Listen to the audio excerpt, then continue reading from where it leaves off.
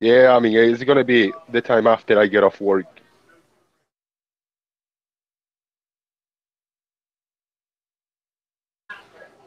Well, Jim.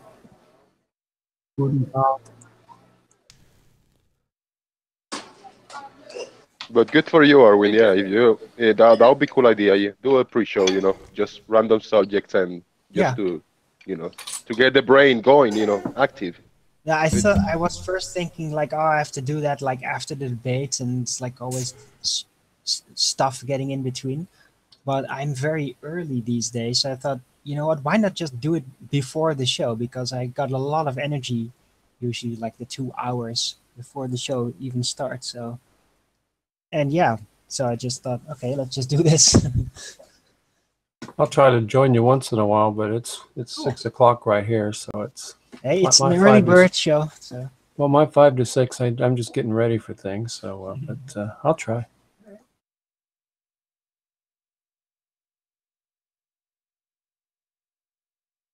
Oh, what a day! What a lovely day!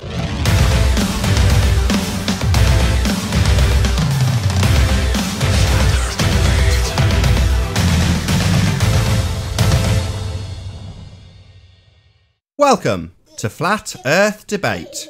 I'm your host, Nathan Oakley, and if you are new to this channel, or you've not done so already, be sure to subscribe and hit the bell notification icon to keep up to date with the Flat Earth Debate. If you'd like to support this channel, there is a super chat that runs alongside each of these shows while they're live, and there's also a PayPal link in the info box below the video. But most importantly, if you would like to join the discussion, simply mute the page you are currently watching, then click the link in the info box below this video to join the panel and express your views on the shape of the Earth.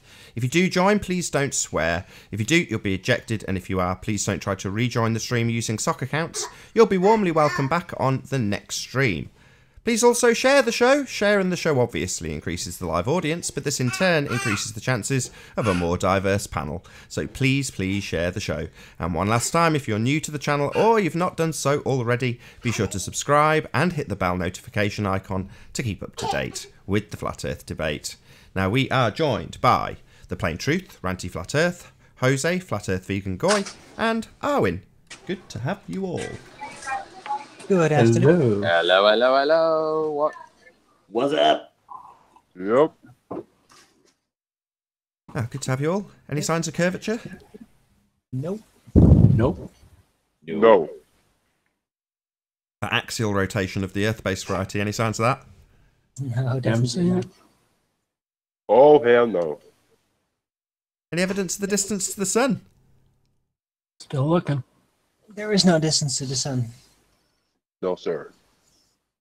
What about these space-believing idiots that think you can have gas pressure without a container? Any evidence that that's possible? Nope. No. Have them In go out. theory, Have them go out in space without a spacesuit, I guess. What space? Yeah, if they have their space, have them go out into that vacuum without a spacesuit. See how that works for 'em. It can't be a vacuum. You can't have gas pressure without a container. That's right. So, so it wouldn't work for them very well, would it? Definitely, the whole medium's bunk. What about evidence of a self-perpetuating molten iron core at the centre of a presupposed spherical Earth? Any signs of that? such a mouthful, but no. Isn't it? I've tried to say that a few times.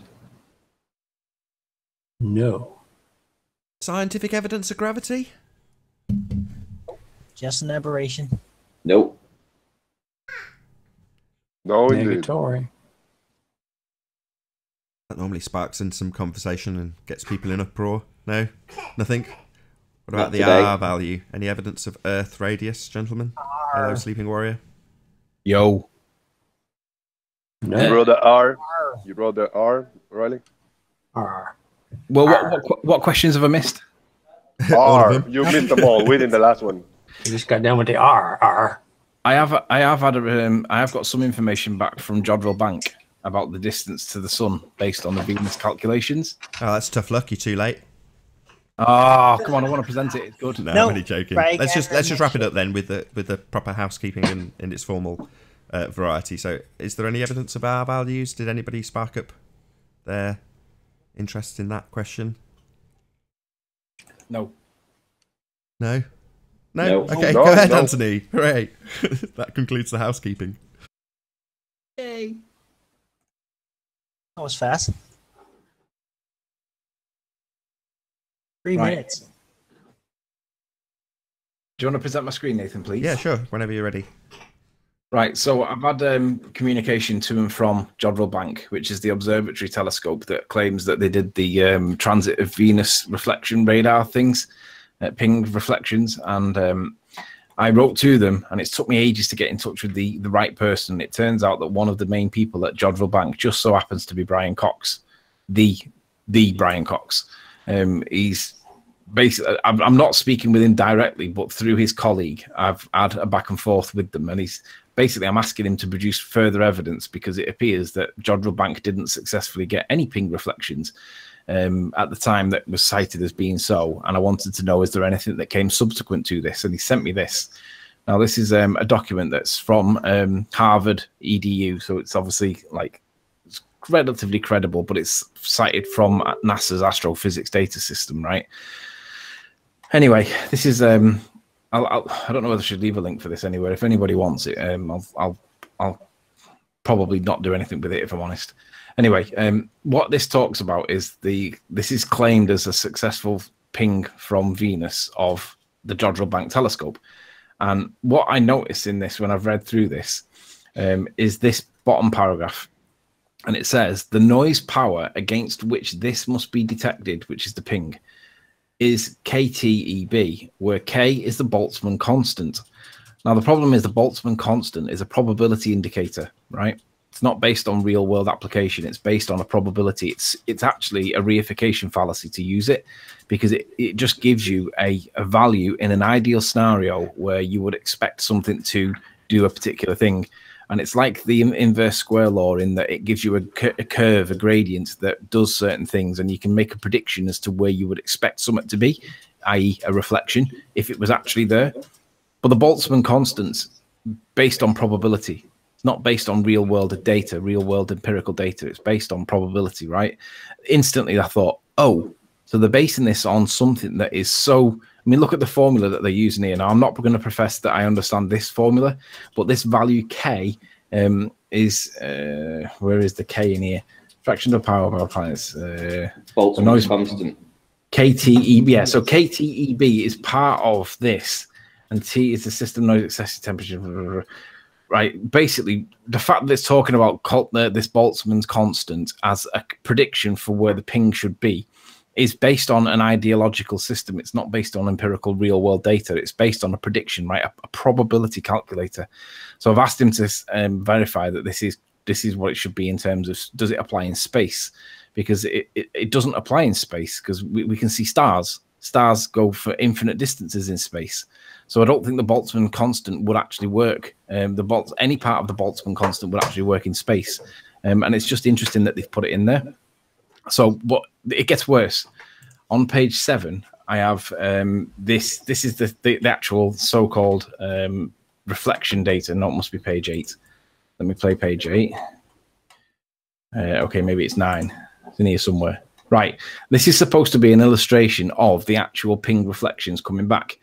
And it's littered with problems because what it says is that the equipment wasn't working properly, and they've actually compensated on these channels where these successful ping reflections have come back. It says the corrected channel outputs for the days when return signals were detected.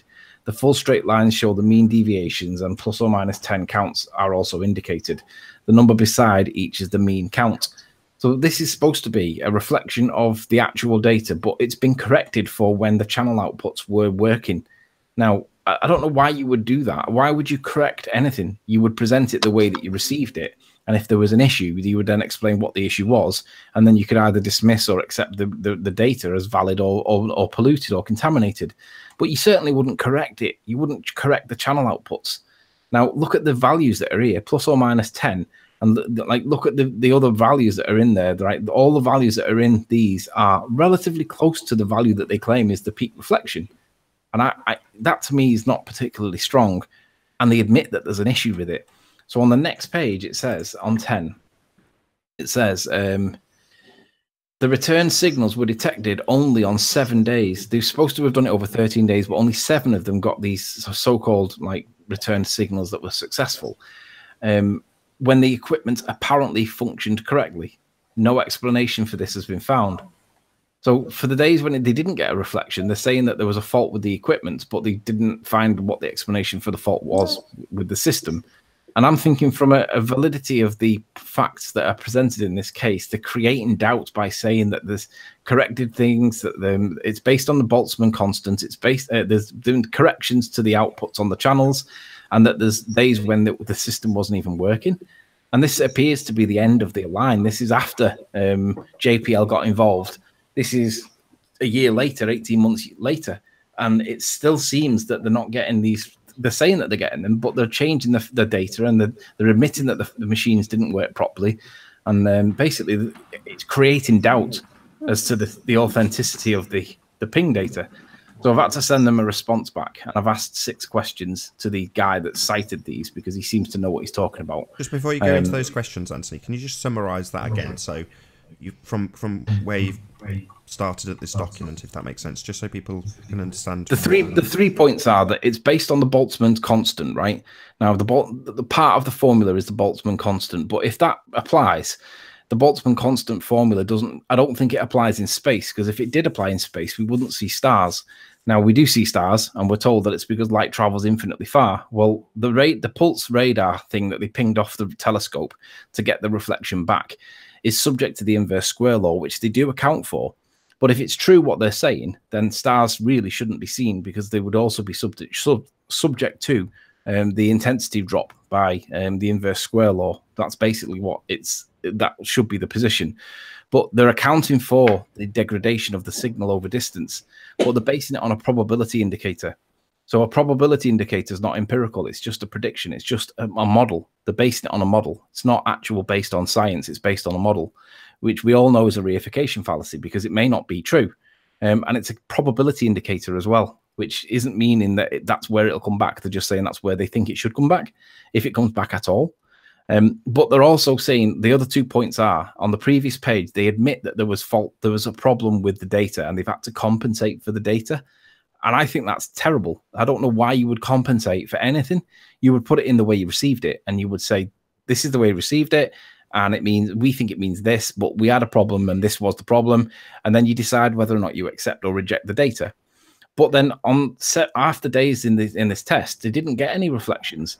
So wouldn't you expect that you would get if they were reflections, you'd get them on all 13 days? Why would you not get them on 7? You'd get them only on 7, but not on the remainder.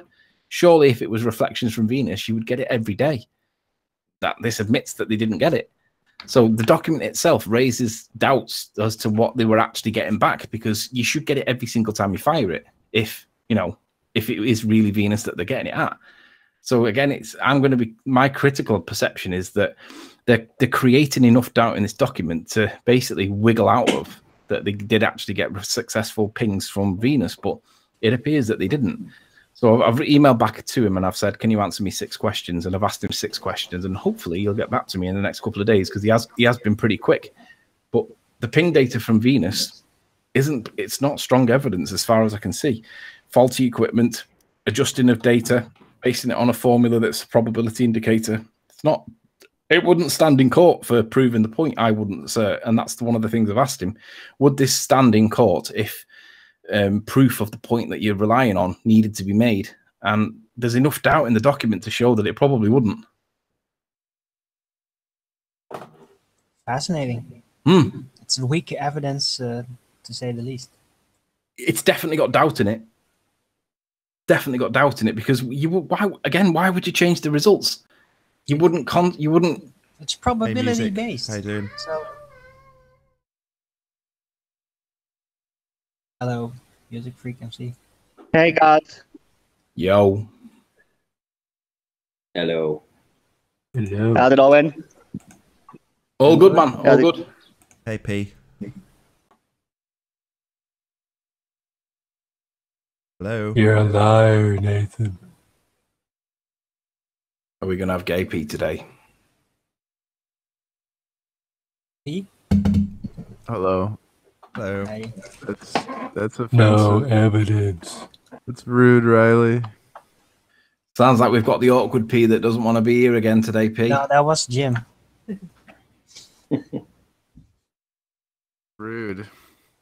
What's rude?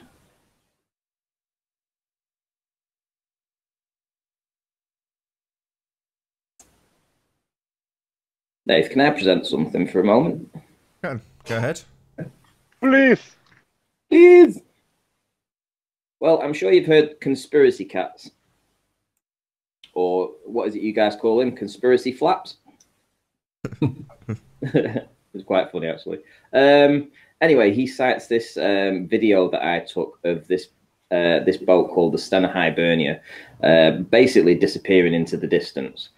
He was claiming that it goes over the curve of the Earth, and I've said, well, no, that's not quite correct. That wasn't the whole point of the video, and it certainly doesn't show that. So what I've been doing this morning, I've spent a bit of time taking some screenshots out of these, some stills of the boat at different times.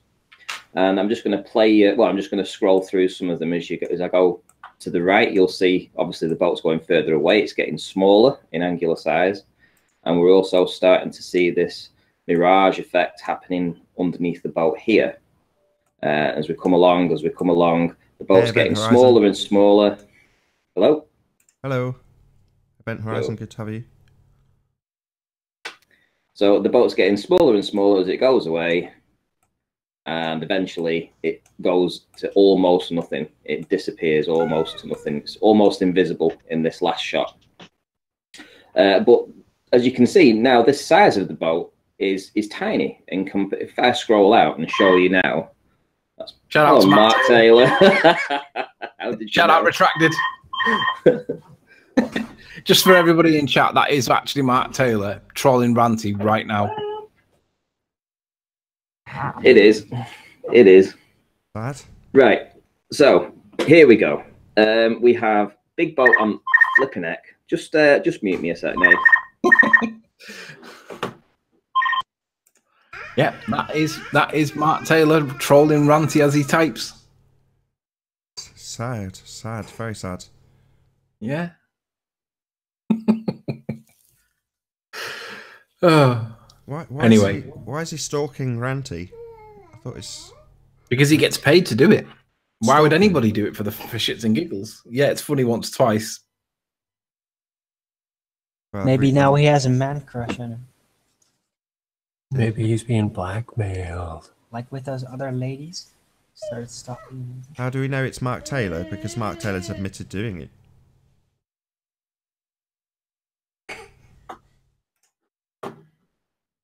Mark Taylor sounds like a fun guy to be around, doesn't he? Yeah. If you like hanging out with Nazis. Nazis. Event Horizon. Hello. He's a Nazi. Have we spoke before? Nobody. Only on here. Because you sound like I've spoke with you before, but I can't picture where you sound. Do you live in Bournemouth way? No, I live down south past London. Is your channel called Flat Max UK or Flat UK Max? Nobody. I've got one of those voices that everybody sounds like, and I've also got one of those faces that everybody sounds like. That I've seen them before, but yeah, no, not at all, buddy. So you didn't do observations of France from England with a P900? No, I haven't got a P900. I mentioned a couple of weeks ago that's exactly where I live, and I see Dover and France from across the way, but I don't have a P900 to take the videos with. Because there's a geezer that sounds just like you in that area that you're in, whatever area you're in, that has done P900 observations of France with a from, I think he did it from Calais. I think he did it Dover to Calais, and you can see the boats in the port. I might have seen some of his work on YouTube, but unfortunately, the guy's not me, which is a shame. Because I'd love to be able to come on. We all sound like it down this way, though. We've all got the same background. So, Ranty, do you know you're on mute at the moment? Are you still on? Maybe it's a real phone call this time. It's just. No, it's probably PPI. Checking if he's got any unclaimed PPI. There's a problem with the new CGI update.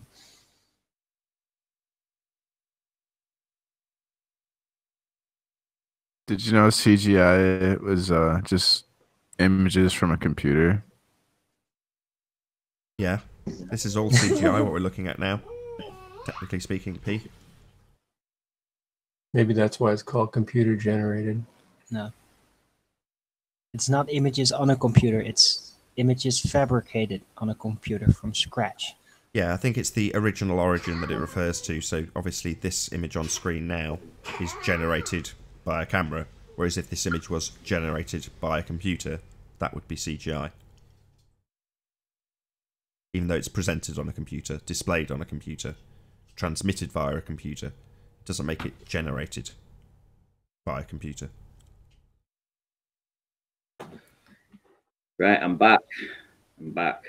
Right, let's stick the screen back on. Right, there you go. What we're having a look at looks like lots of the same thing over and over again. It is lots of the same thing, but it's the same boat as it disappears into the distance, and it disappears into an inferior mirage. So on the left-hand image, where we've got quite a large, substantial object that we're looking at, when we get further and further away, it becomes increasingly small. In this last image that you can virtually make out, this one, it seems to just disappear in a shot. Virtually, it just disappears. But I've actually screenshotted this and was able to bring out the boat itself hidden. But what we're seeing is, obviously, we're seeing this inferior mirage go through the bottom of the boat. Now, if you know what we've been talking about recently, about what's hiding behind the inferior mirage, if you think of the buildings of Barrow, and the sand dunes and the truck and everything else that would be hidden, again, the boat itself is being hidden behind the inferior mirage. I'm going to show you where that line goes through if I've got on the next image. So I've just put a red line on. Can you see this? This red line here. I don't know why it's playing up now. Can you guys see a red line? I can't. Yeah. There. Oh yes, just right. yes. So through the entire image, what I've done is I've put the waves, or the apparent waves, and lined them all up. And then as we scroll through, and I've just got this straight red line that goes through. Well, what do you know? That's exactly where this inferior mirage happens on all of the boats, all of the images. As we come across, it's literally almost, apart from the odd one, but it's essentially dead center of the inferior mirage.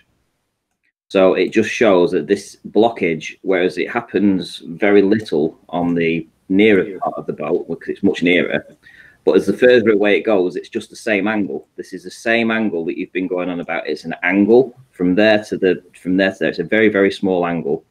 And obviously, as the boat goes further away, it gets smaller in angular size, and it pulls it down as the boat goes further away. Sorry, Ranty. Hold on, Ranty. Can you replay that, Anthony, and just put it on full screen? Sorry, carry on, Renty. So as the boat goes further and further away, it literally ends up getting pushed down by virtue of its angular size into this very, very small zone, this very narrow angle. So whereas the boat was much nearer on the left, way over here, and it only affected the very, very tippy bottoms of it, like just down here, hardly anything. But as it goes further and further away, it makes a massive difference. And that happens with anything that we're looking at over long distances. Ranty, I'm not sure if you're aware, but Flat Earth Audio's done motion tracking on this. Yes, it has, yeah. Have you seen it? I have, yeah. Amazing. It's really good. So I'm going to say this again, Ranty. This is the diffraction limit. So this is the most narrow angle. And because of the most narrow angle, you effectively force everything into being an angular size that is too small to resolve, so you get the effects of diffraction, i.e. you see it reflecting underneath itself. It's consistently happening at this limited angle, and it's because everything below a certain point, let's say point, I think it's, I'm sure someone got in touch with me and gave me the exact numbers for it. If it's Zach or Mike, whoever it was, thank you very much. I'm sure it's 0.2 of a degree. That is your limit, and at that point you will get it causing diffraction. That's the angular size of something at the lowest angle. So therefore it forces the diffraction limit to come into effect before the thing is physically too small to see at that bottom angle. And it's all travelling towards that bottom angle. So eventually it all gets diffracted down upon itself. That's what the mirage zone is. That I mean, I've been running this by people, and people have been tentatively saying, are you sure? Are you sure? And I'm like, well, if I see a few more examples of it consistently like we have, I'm going to start asserting it. So that is what causes this mirage. And if there's no waves blocking it, in other words, when there's, you can see the waves in the foreground intersecting the midpoint of the camera so that it can't be seen because it's physically obscured, if it's not being obscured, you will see that diffraction limit at these distances, which is what was this at? It's about 8 or 9 miles. Is that right? Yeah, well, I think when I first started filming it, it was further away. It was about 9 miles away, and it actually goes. It's probably around about 12 miles away by the time it disappears. Maybe further, maybe 13. But we're not talking like big land masses and tall buildings. It's a boat. Yes, it's a boat. Yeah. But it's small in angular size comparatively to, you know, a mountain, whatever, a city that's sat on a high piece of land, whatever, in the distance. This is on the water, right on or below the angle that is so limited, it causes this diffraction effect to take place, because the lowest part of that angle has to force anything below that angle to be too small of an angular size to see. And when that happens, you get diffraction. You get this mirage below itself. And it happens all the time. We've seen this, what, hundreds of times? Would you agree? Hundreds of times, yeah. And it's actually breaking through this nonsensical idea that the midpoint of the inferior mirage is the horizon, because that is not the case.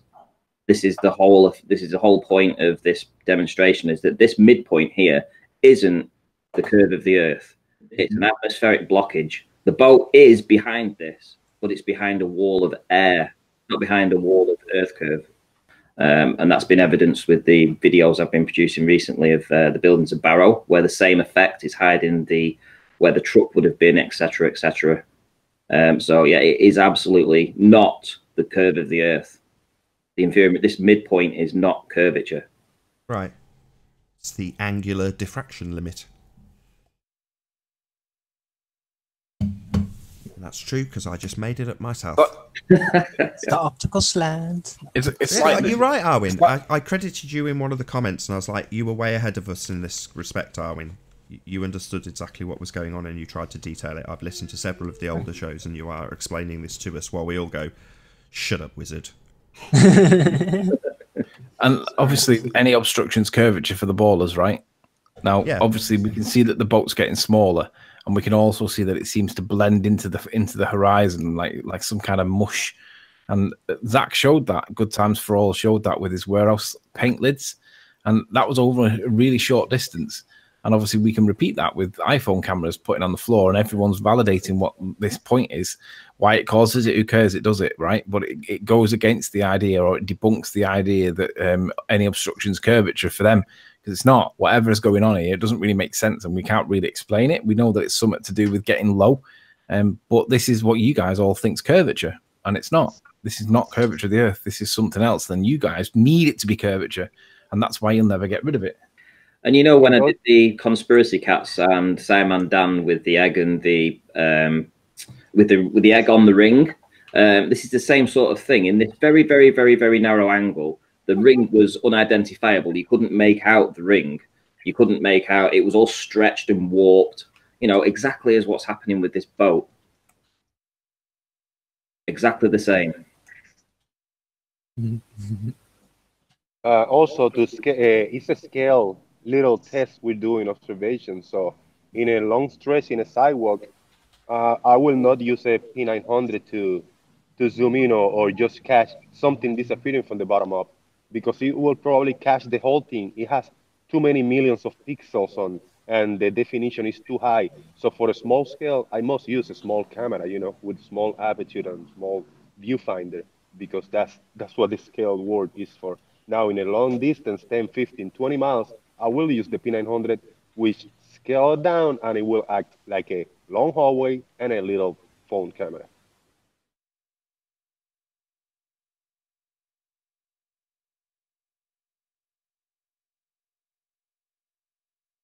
So I'm actually working on a video that's going to put the last 8 months of data all into one big video. It's probably going to be about 30 minutes long. I've just been writing it all out this morning as well.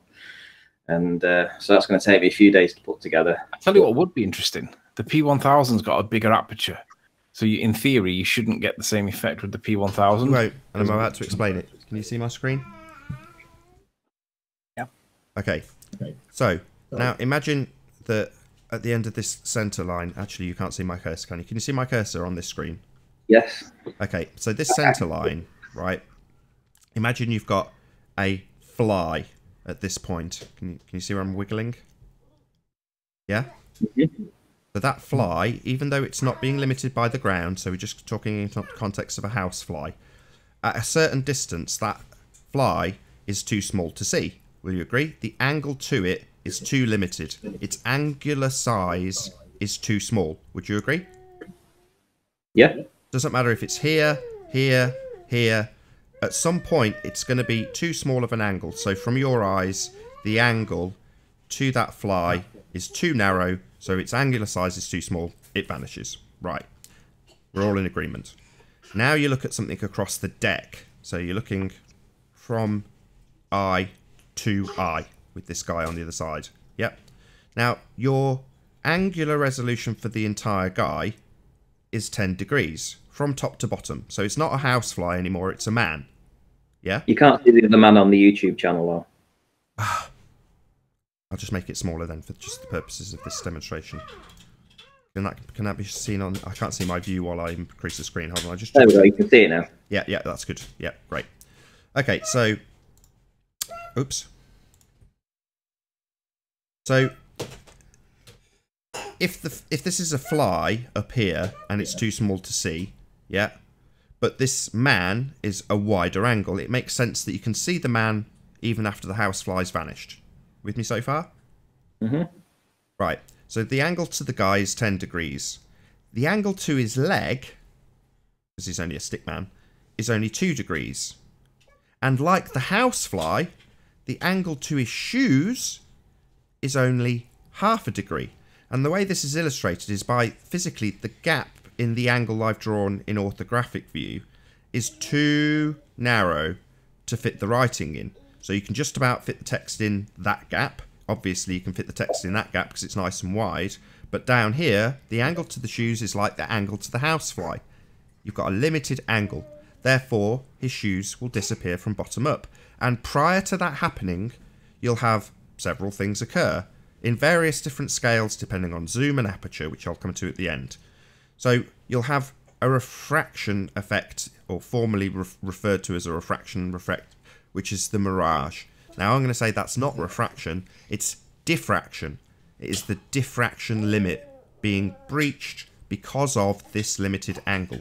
So this limited angle forces anything in this angle to be too small to resolve, therefore subject to that inferior mirage below it, because of the distance and the angle.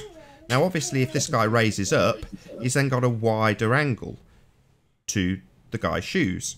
But at this height, he's got a very limited angle. So it's all about the angle, i.e. the angle you view at, versus the angular size of anything. And as you go down anything you view, the angle to it gets smaller. So you've got a smaller angle to the bottom of things than you have to the top of things, therefore forcing Aries diffraction to occur. And that is what you see in small aperture images like you get from Travis. So when he showed his light going towards the bottom of that supermarket floor, you can see that it splits in half and then disappears. So you get double light, then it vanishes, because it's being subject to the diffraction limit because of the angle. So it's two things in one. But in the case of Ranty's most recent images, you consistently see that effect at the most limited of angles on something that's quite small, and as it gets further and further away, i.e. its angular size also reduces, the top of it is obviously getting closer to the horizon because it's becoming smaller into the distance. Therefore the entire body of the boat is getting closer and closer to that most limited of angle, and in that most limited of angle you will get this diffraction and you will see it miraged below itself. But for waves interfering with it, you know, i.e. something in the mid-distance or before what you're looking at, if there's a wave here, you're obviously, that's cutting off the angle that you were viewing at anyway, and you just see the wave, so therefore you won't see it. Anyway, there you go. So there's my explanation. Yeah, it sounds great. I just had an idea based on what Jose had said the other day. Remember, Jose talked about putting a flashlight on a skateboard or something that was wheeled and wheeling it into the distance. I was just thinking that we could just do that on the floor itself, so that instead of what I did, I was walking and then I was lowering it every 50 feet. But if we had a large enough torch to be dragged in a linear fashion away from the camera angle, then you would have the same effect as the sun going away from you. Absolutely. So that's what I would hope someone will do. So I'm hoping. Oh, hello. Is that Roxanne? Is that really you? Yes, it is. Oh, okay. Yes, I would it's hope me. someone would tie a bit of string. Hello, Hi. around a toy car, so they're only 1/4 of an inch high, and then drag that string away from an iPhone. You know, it wouldn't even have to go that far, judging by Jose's video. You know, he was only about 2 or 3 units up from his Coke can and phone on the floor, and he still got the same effect. So I would imagine that if you literally had a toy car on a bit of string, dragged it away from an iPhone, providing you've got the lens obviously at the bottom edge of the camera at the lowest point, you could just drag that little toy car away from the camera and watch it vanish into the distance, just like Ranty's boats. Someone's got the mic open. It's really loud. That's me. Ah, that's better. Because I've turned him right up. Can I just read something? Can I just read something that Rumpus wrote in the chat? So Nathan, you moron, Aries faction has nothing to do with this, you moron. How come objects of the same size as shoes do not disappear? Only angular size matter, you utter exclamation mark moron. Can you display me again, Nathan? I'll Yeah, try sure. and answer that. Happy eggs! They are Hey? happy. It's not a reification fallacy. They've got smiles. Conspiracy egg. So this is the midpoint here. This point here. I'm just going to put another line in so that you guys can see it. So this line here, this yellow one, is the midpoint. So when I was taking these images, the camera height, the center of the lens was this area right here. That was where I was looking right across. So I'm perfectly flat now. That's the flat point. So outside of the flat point, so higher up, everything matches up. The eyebrow height matches up. The corner of the mouth matches up. The top of the head matches up. It's all proportional. Yet when we look into the very, very narrow angle, the bottom 2 inches or 2.5 inches just here, everything gets warped. Look at the ring. You can't make out any details on the ring. There's stretching going on. It's not the same width anymore. Everything's being distorted in the very, very, very, very small 0.2 of a degree angle that Nathan's been talking about. Outside of it, everything stays perfectly the same. Anything level and below gets compressed because the nearer to the ground you get, the smaller the angle you actually have to take all that information in. Yeah, so it's interesting because obviously the point of me suggesting people do this would be to use their small aperture in small scale, whereas you've kept the large aperture super zoom P1000 and still got the same effect. It's because you're always going to be subject to some degree to this limited angle towards the bottom of something, and you've got it here. Yes, it's far less dramatic than, you know, a light disappearing into the ground when you've got a tiny aperture on a phone camera, but you still get the same effect. You know, if you're going to have that limited angle, you're going to have it cutting the bottoms off stuff. Can you bring up the picture of the Mirage? Yeah. So you've got the egg with the Buddha and the egg below it. Yeah. I don't know why you took such crazy props. I like the props. Hopefully it'll be like this one. This is... Ooh, where's that gone? Sorry about that. That's a bit blurry. There we go. That's the one. Check it out. So these are the effects that you get. You know, it's obviously not a reflective surface. It's a running track. You know, it's about as least reflective as you could get. But we have these effects of stuff getting stretched right at the bottom at the most limited angle and an inferior mirage.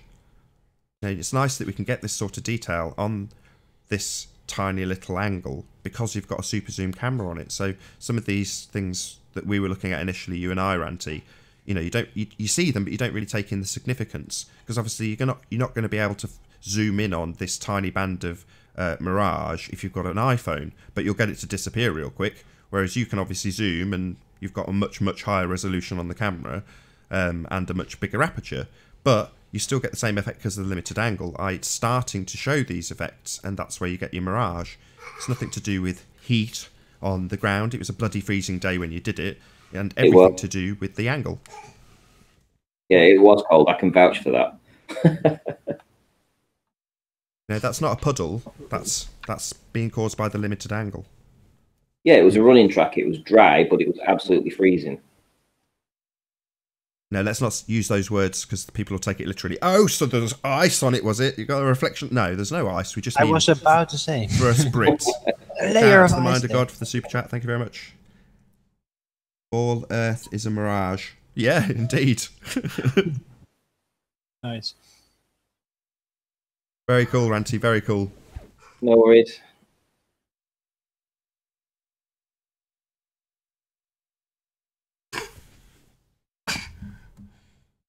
Over 200 people watched that, Ranty.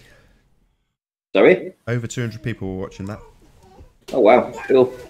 Well, I can plug it again then. I'm actually working on a video that I've been working on for the past 8 months. All my best stuff's going to be in it. Everything about compression, everything about the inferior mirage, and I hopefully have it out by the weekend or early next week. Ranty's greatest hits. Got a title yet?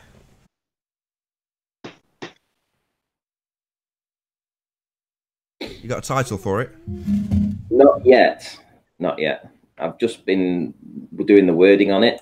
It's taken me about 3 hours to write it out, and it's quite a lot of stuff that's gone into it.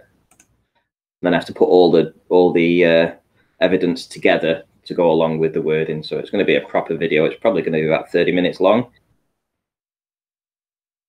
I'll hack it down to 4 once you're done with it.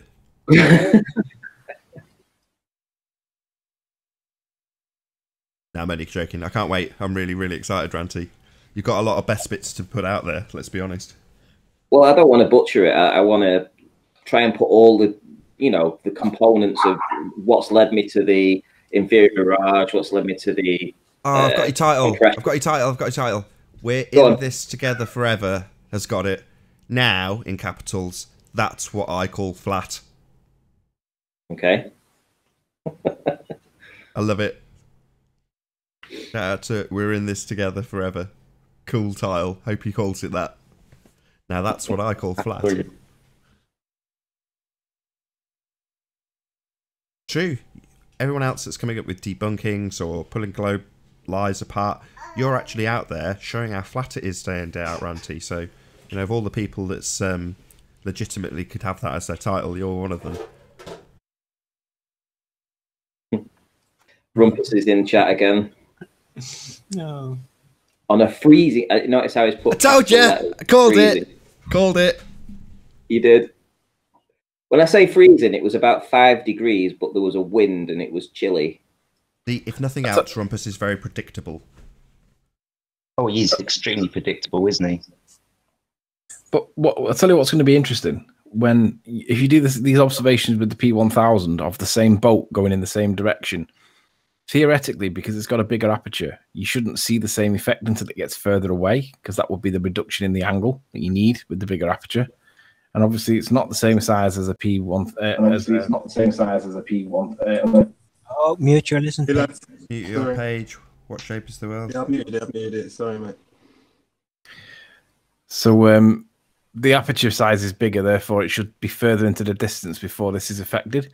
So what you could do is you could see which turbines it went past on the P900 and then show which ones it is on the P1000 and show the difference between the two cameras. And obviously the difference is the aperture size because it's a bigger lens. And I would think that the boat would be less distorted on the P1000 until it gets further away. So then if you did a lapse, if you did like a motion tracking bit of thing and like what Flat Earth Audio does on the P1000, I think you'll show that basically the bridge isn't getting smaller. It's not dropping behind no curve, it's just getting smaller because it's going further away. And basically, if you're going to claim that it's the curvature, well, where's the perspective? Because if it's going to be the curve that you guys are claiming it's going over, well, we want to know how you're going to contrast that against the perspective. Because it's like when you argue for the gravity being an additional force. Well, if gravity is an additional force, well, where does the density stop and the gravity begin? In the same sentence, well, where does the perspective stop and the curvature begin? Because the curvature is supposed to be there, right? And we know that things do get smaller. So how much of the boat dropping behind the curve is to do with dropping behind the curve compared to the perspective, which we all know is the consequence of things going further away from you. And it's obvious that there is no curvature. It's just getting smaller because it's going further away, but it ain't dropping behind no curve. Well, Anthony, do you remember when we saw Ghost Ship when I went up to St. Bees? 29 miles away, right?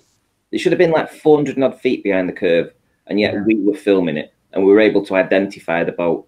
Yeah, that was those stacks that were on top of it. So we know, we've seen boats 400 feet beyond the curve, apparently. Right? You and I actually saw it together, so we know that it's all nonsense. A Rumpus in chat is now claiming that Aries diffraction has nothing to do with any of this. Hey, Rumpus, fascinating. About that whole body of science, what science have you got to support these ideas that we're talking about that you guys can't prove? Things like gravity, gas pressure existing next to a vacuum of space without some kind of membrane. Where is all this science? Because we're not seeing any science from anybody. We're just getting all the talk. Yeah, no, it's old talk as well. They aren't advancing their argument. Their argument's stagnated. It's literally non-movable. Where we are actually crushing it, and they're still, digging in. No, we're not. And it's like every day that goes by, we're hacking away at it, and they don't come up with anything new. They won't even concede a single point. This tells you everything about these people. I've got nothing. We've got everything, though, days and weeks worth of observational tests and so on, and they're still circle jerking around the same arguments. Not in everything. I like the fact that every surfactant doesn't exist. I like the fact that Anthony's formerly blasé statement, well, any obstruction's curvature, right, has now come to fruition when people are taking video over a fat floor and they say, it's got to be curvature, right? It's just so ridiculous. Alan B's asking us if we know what aperture does. Like, oh my God. What aperture does? Yeah, exactly that. Yeah, I stuck it in as a wiki link last time he asked a ridiculous question. Guys, what are your source materials on Aries diffraction? Because I've never actually been able to find a proper source for that. And now I am getting like this weird mathematical stuff with the Airy function and Airy differential equation. But Aries diffraction can't... So, Roxanne, you're here. What's brought you into the chat today? Who has brought me into the chat today, I think is the better word. I'm going to throw Sleeping Warrior under the bus. He sent me a link and I clicked it and came on in. Awesome. I'm enjoying it so far. I'm enjoying the conversation so far. I feel like you guys get to the nitty gritty of it. There's no long talk with you guys on here. You just get to the nitty gritty. So I tend to pin my luggles back and pay attention. Well, what's really interesting is that the ballers are on a protest at the minute and they're blaming Nathan for numerous different reasons. Okay. But they're keeping out, and we're basically laughing at them because they won't come in because they're claiming this protest. There isn't really a protest.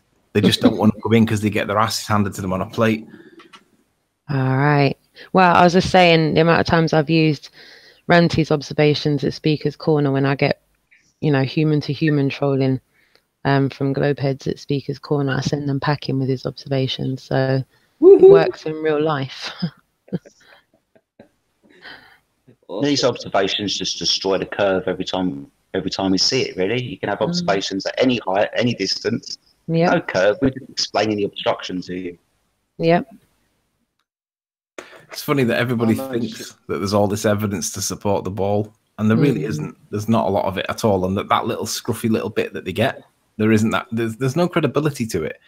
I was saying before, Roxanne, before you joined, that I've had that email or I've had a response back from Jodrell Bank, and it's just full of doubt about the idea that they got a successful ping reflection from the Venus ping reflections back in the 1960s. Not full of making me think that I've got this wrong. It's full of, well, we did get a successful reflection, but the equipment really wasn't working properly, and not only was it not working, we had to correct, I would say, falsify the evidence to make it make it look like we got something back successful, but it's not they're not necessarily lying in this in the paperwork, but they're definitely diluting the so-called strength of what they claim is evidence, because you shouldn't be saying things like, well, we had to correct the data on the channels because 7 of the days didn't work properly.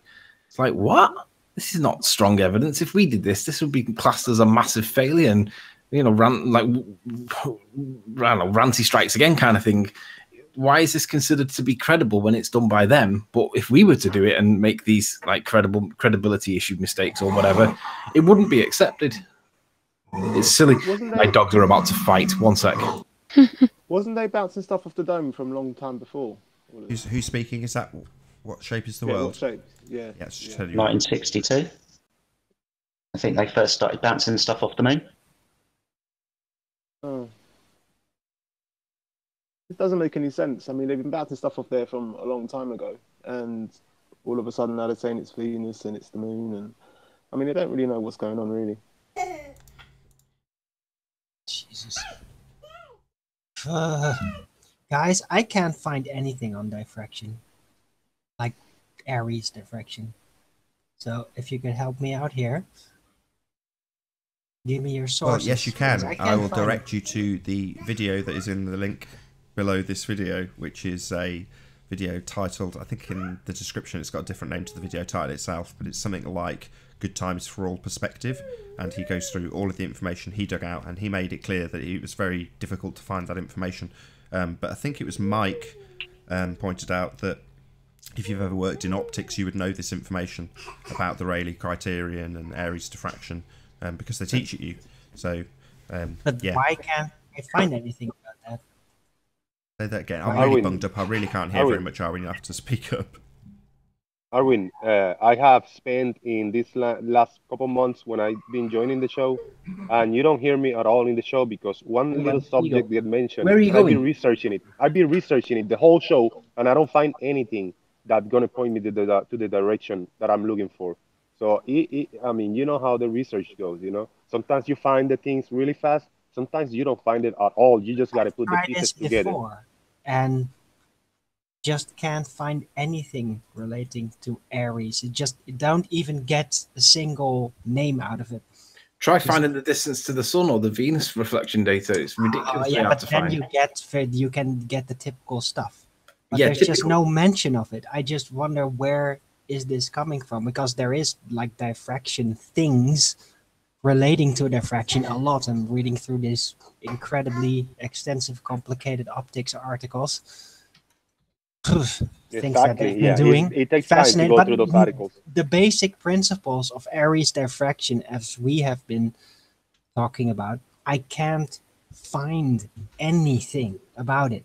And well, like I say, I'll direct you to the video in the link below this one, so check it out. Perspective, Good Times for All. And with that, I'm going to say first and foremost a huge, massive, enormous thank you to all of the debating panel for making this debate possible, and of course a massive thank you to all of the live audience for tuning in and hopefully sharing this debate.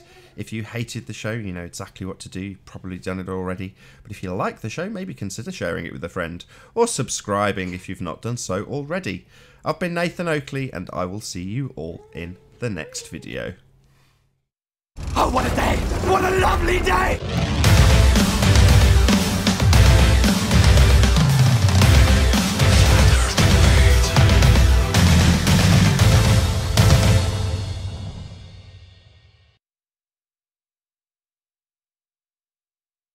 You know, so it's not like you're gonna find something specific over terms that we got to make out because we're I can find we're Aries doing the terms disc, over here pretty much. but there's just no mention of a person ever named Aries or Airy. Yes, there is. It's the Astronomer Royale. You're joking? It's the Astronomer Royale. Or was? It's the same guy who had Aries failure. Right. Yeah, you taught me this a couple of weeks ago. Astronomer Royale, did you say, Nathan? Correct. George Middle? Yeah. About as high up as it gets in terms of astronomy. Is it George? Yes. Middle? Yes. Okay, Yes. good to finally see an actual freaking face here. Try and find the face for Aristophanes.